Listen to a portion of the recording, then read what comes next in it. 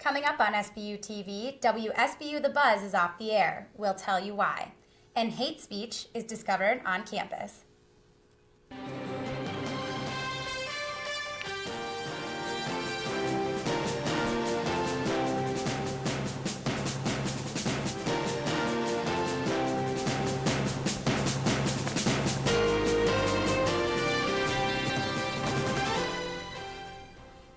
Hello and welcome to Sbu TV. I'm Lauren Adams. And I'm Leah Murphy. Thousands of St. Bonaventure students have woke up to the music or cut their broadcasting teeth in its studios today. It's in limbo. Erin Lowry reports. That's the sound of WSBU 88.3 The Buzz, the St. Bonaventure radio station. Just static. Last week we received a letter from the FCC stating that the station's license needed to be renewed, and we were ordered to cease and desist transmission as soon as possible. But according to various emails written by station manager Zach Witzel, the station was experiencing technical difficulties due to an error from the music playback system called Audio Vault. On Tuesday, October 5th, one day after Witzel sent an email claiming technical difficulties, and 4 days after the station went off the air, a press release was sent out admitting the Buzz no longer had an FCC license to operate. The Federal Communications Commission, or FCC, regulates the use of public airwaves. Through subsequent investigation, it turns out there's a potential error on the FCC's part as to why we weren't notified that the license needed to be renewed back in 2006. According to FCC regulations, it is the responsibility of every radio station, including the Buzz, to file for a new license. Clearly stated on the application for renewal, the FCC mandates that failure to receive notice of a license needing to be renewed does not excuse the licensee from timely compliance with the Commission's license renewal requirements. The Buzz applied for a special temporary authority permit from the FCC in order to be back on the air. For Sbu TV, I'm Erin Lowry. The Buzz has consistently been rated in the top 5 of college radio stations in the nation. The university reported a bias incident on campus earlier this week. Housekeepers discovered hate speech and symbols on a door of the 3rd floor of Devereaux Hall Wednesday. Posters with the Confederate flag and the words "White Power" and other hate speech were affixed to a resident's door. The housekeepers reported this to the resident assistant and resident director, as well as to the safety and security office. The residents don't know where the posters came from. Anyone with information regarding the incident is asked to contact Vito Ches at vches@sbu.edu. An open forum for all campus community members was held Thursday to discuss the incident. A tragic suicide is sparking a national outcry. Rutgers University student Tyler Clemente jumped off the George Washington Bridge about 2 weeks ago. It happened after he learned his roommate, Darun Ravi, had streamed video online of Clemente's date with another man. CNN's Randi Kaye takes a closer look at what happened in New Jersey. Like many universities, Rutgers randomly assigns a roommate for each of its new freshmen. So it was pure chance Tyler Clemente and Darun Ravi came to share a room here at Davidson Hall. Clemente, shy and modest, and Ravi, charming and loving attention. But just 3 weeks later, it all crashed down. How much did Ravi and Clemente know about each other when they started sharing a room at college? Likely not much, if anything. They grew up about 60 miles apart from each other in New Jersey. Before school, Ravi lived here with his family in Plainsboro, an upper middle-class suburb about a half an hour from the Rutgers campus. Steve Greenstein has lived next door to Ravi's family for more than 6 years. His daughters went to high school with Ravi. What kind of guy is Ravi? What kind of family did he come from? Everything I saw and knew over the last 6.5 years would tell me that they're exceptional family, good people, family people. This would be something that's totally out of character or shocking to me and probably the rest of the neighborhood. You saw him around the neighborhood. What was Ravi like? Very friendly kid, outgoing, big Frisbee player, always outside throwing a Frisbee with a friend across the street over here. Ravi graduated from West Windsor Plainsboro North High School. In his senior high school yearbook, Darun Ravi was named Best Dancer. He was well known for breakdancing. He also played ultimate Frisbee. Those who know him tell us he was a good student. Some say he he led a charmed life. He drove like a BMW, so like his parents like gave him everything. He like was really smart. He took AP classes. When he graduated last spring, Ravi's parents took out an ad in the yearbook. Dear Darun, it has been a pleasure watching you grow into a caring and responsible person. For Ravi and Clemente, college held so much promise. Clemente grew up here in Ridgewood, New Jersey, and graduated from Ridgewood High School. In a statement, his family described him as, quote, a fine young man and a distinguished musician. Tyler Clemente excelled at violin. He had been accepted to the prestigious graduate-level symphony orchestra at Rutgers. He possessed a technical ability that far exceeded some of our final year undergraduate students on his instrument. Two 18-year-olds, very different young men. One introverted, one an extrovert. Roommates for only 3 weeks when the events that would lead one of them to take his life began. On September 19th, Clemente asked Ravi if he could have the room alone. He was having a date that night. Ravi gave Clemente the room. Then he allegedly went down the hall to fellow student Molly Way's room and used her computer to stream live video of Clemente's date online. Authorities say Ravi had set up a webcam in his dorm room to capture his roommate's intimate encounter. A high-tech peeping Tom, but what he saw was Clemente kissing a man. Prosecutors say that on Twitter, Ravi encouraged others to watch Clemente's date. Roommate asked for the room till midnight. I went into Molly's room and turned on my webcam. I saw him making out with a dude. Yay. 2 days later, authorities say Ravi tried to catch his roommate again. Online, he wrote, anyone with iChat, I dare you to video chat me between the hours of 9:30 and 12. Yes, it's happening again. As word spread, Clemente was humiliated. The dorm room the two shared had become a prison for Tyler Clemente. There was an anonymous posting on the forum justusboys.com entitled College Roommates Spying. We don't know if it came from Tyler Clemente, but the website says it came from someone at Rutgers. The writer told of a student who had turned on his webcam and tweeted that his roommate had a guy over. If that was Clemente's post, he also wrote he'd alerted the head of the dorm. Still, it all became too much for Clemente. On September 22nd, 3 days after his date was first streamed online, Tyler Clemente jumped to his death from the George Washington Bridge. Clemente's final posting on his Facebook page read, "Jumping off the GW Bridge. Sorry." This student lived next door to Ravi and Clemente. They never fought. I never seen them fighting. I didn't even see them ever talking. Strangers turned roommates for just a few weeks, now forever linked by tragedy. Randi Kaye, CNN, New Brunswick, New Jersey. In September, 4 gay teenagers committed suicide in the U.S. Tyler Clemente was the most recent. Even miles from New Brunswick, New Jersey, this tragic incident hit home for members of the St. Bonaventure campus community. Liz Witter has the story. It's kind of sad that people would go that far. 18-year-old Tyler Clemente committed suicide after his roommate posted images online of a sexual encounter with another man. Some say this is something that happens too often. It's when the story gets effaced that it becomes almost devastating. With technology like webcams and the internet, bullying can become more than just face-to-face. You say things on Facebook or you're joking around, you might not think it's as hurtful or as mean or as just generally awful. Spectrum, a group that promotes gay and lesbian issues on campus, held an open forum Monday for anyone to voice their opinions and feelings on Tyler's death. It's the openness and conversation that Brown says brings light to this issue. We wanted to make sure that we were talking about the issue, because the best way to make sure that people are even aware that it can be a problem or it could be a problem or that it is a problem is to start to talk about it. The forum isn't the only thing Spectrum is doing to spread awareness about the gay and lesbian community.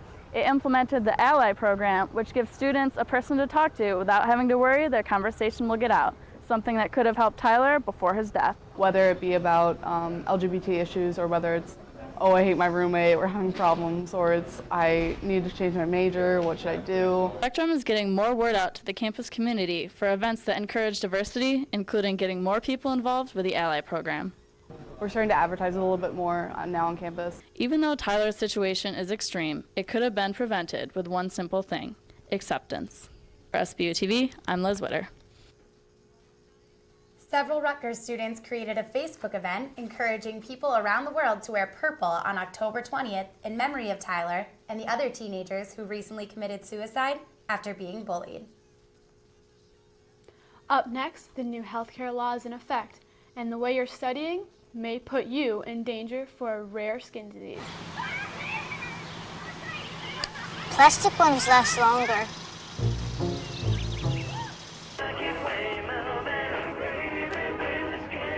Pork bellies close steady due to speculation that demand for bacon-related products. Read me this one, Daddy. Okay, honey. The less art kids get, the more it shows. Are yours getting enough? Art. Ask for more. AmericansForTheArts.org. Last year, Congress passed a new health insurance bill. Last month, the law went into effect. I took a look at what this new law means for college students. That's really exciting news to me. She's talking about the new health insurance law that went into effect on September 23rd. The law allows young adults to stay on their parents' health insurance policy until the age of 26, even if that young adult is no longer claimed as a dependent on a family tax return. Obviously, everybody's, excited, I think, about this. Anytime that you can get health insurance, especially for one of your own children that has no coverage, I think it's a good thing. Until now, most plans covered dependents only until age 19, unless they were a full-time student.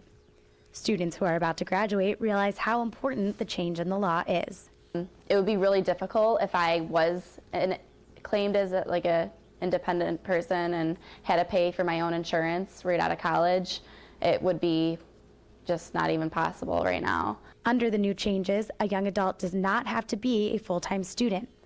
The new provision allows the young adult to be married and still covered up to age 26, but it does not cover the spouse or children. Employers have the option of extending coverage for the young adult through the end of the year he or she turns 26, or it can end on the young adult's 26th birthday. 19 to 29-year-olds account for 30% of the uninsured population. Under this new law, the hope is that young adults will remain insured.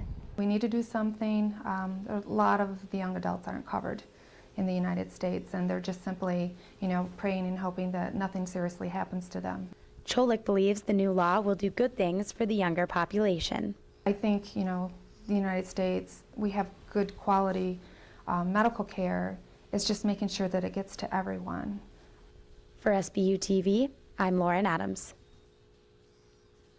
The new law also prohibits insurance companies from discriminating against children with pre-existing conditions.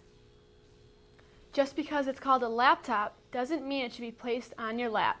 Sbu TV's Christy Andrzejewski tells us why. New research shows placing your laptop on your lap can lead to an unusual skin condition called toasted skin syndrome. The condition is described as a sponge-patterned skin discoloration on the thighs and legs and is reportedly caused by long-term heat exposure. Key word here, long-term. It seems to be very rare, meaning it really has to happen over a prolonged period of time with continuous, repetitive exposure to that heat element. One reported case involves a student who propped her computer on her lap for 6 hours a day, the bottom of it registering at 125 degrees. Donner says rare situations like these arise when symptoms are ignored. It's almost like a skin poisoning or something, or skin cancer. You see it and yet you still lay out in the sun. You're basically bringing that upon yourself by, I see this developing, I see this condition, but I'm just going to go ahead and continue to put the laptop on the legs. To avoid the skin condition, try using something like a cooling pad to eliminate contact between your skin and the computer. When these options aren't available, Donner offers other simple advice. It doesn't hurt to check the bottom of the laptop as you turn it on and you leave it on for a few minutes. Check it before you do set it on your lap, just to make sure it doesn't feel too hot. For Sbu TV, I'm Christy Andrzejewski. University officials say there have been no reported cases of toasted skin syndrome on campus. A Tennessee family says they lost their pets and their home in a fire last week because firefighters refused to put it out. They instead watched it burn. It's a story that's shocking the community. Turns out the couple did not pay a $75 protection fee for their rural home. CNN's Jason Hibbs talks with the couple who are still in shock over the lack of response. I thought they'd come out and put it out, even if you hadn't paid you $75. But I was wrong. And because of that, this is all that's left of Gene Cranick's house. They called 911 several times, and initially the South Fulton Fire Department would not come. The homeowners say that the fire started right here in these two barrels. It then slowly spread to a shed and then on to the house. They say it took a total of about 2 hours for that fire to get from here to there. The Cranicks told 911 they would pay firefighters whatever the cost to stop the fire before it spread to their house. When I called, I told him that. My grandson had already called twice, and whenever I got here, he thought maybe I could get something done. I couldn't. It was only when a neighbor's field caught fire, a neighbor who had paid the county fire service fee, that the department responded. Gene Cranick asked the fire chief to make an exception and save his home. The chief wouldn't. We asked him why. Yeah. House is burning to the ground. Why didn't you guys respond? City manager will make a statement in the morning. Y'all can see him at his office. We asked a few more questions. He would not answer and called police. We need the sheriff's office out here. To have us escorted off the property. Police never came, but firefighters quickly left the scene. Meanwhile, the Cranick home continued to burn. If we could talk for a second. We asked the mayor of South Fulton if the chief could have made an exception. And anybody that's not inside the city limits of South Fulton, it's a service that we offer. Either they accept it or they don't. Things my grandmothers, my great-grandmothers were all there in that house. Friends and neighbors say it's a cruel and dangerous city policy. But the Cranicks don't blame the firefighters themselves, but blame the people in charge instead. They're doing their job. They do what they're told to do. It's not their fault. Cranick says she has paid the fire protection fee in years in the past, but simply didn't get around to it this year. To give you an idea of just how incensed the neighbors were, soon after the fire department returned to the station, someone went there and assaulted a firefighter. Coming up in sports, it's back to the hardwood for the women's basketball team, and an illness strikes the pool in the Riley Center. Get up, stand up, jump on my sister, don't give up the fight. We never give up the fight. You gotta let them know how. I never give up the fight. Oh, get up, stand up, what we gonna do? Stand up for a ride. Get up, stand up, oh yeah, don't give up the fight.